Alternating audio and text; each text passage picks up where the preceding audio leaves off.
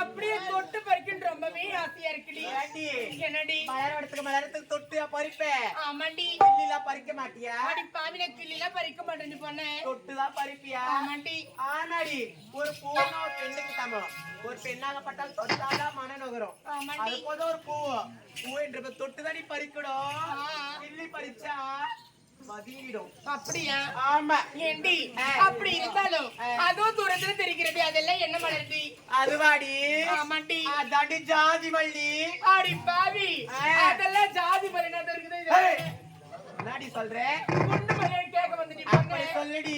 அடி ஆமா இது முன்னாடியே இருக்குது. இதெல்லாம் என்ன மலர்டி? அதுவாடி. ஆமாண்டி. அதாண்டி வந்து வந்து என்னடி வந்து வந்து அதாண்டி என்ன பூ தெரியுமா? என்ன பூ? அதாண்டி செம்பருத்தி. அடி பாவி செம்பருத்தியா?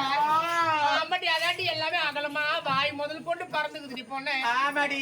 ஆமாண்டி.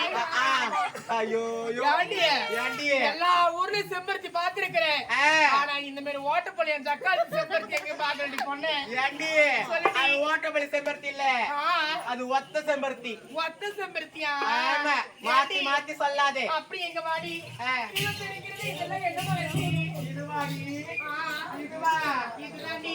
இதுதாண்டி பன்னீர் ரோஸ். பன்னீர் ரோஸா? ஆமா.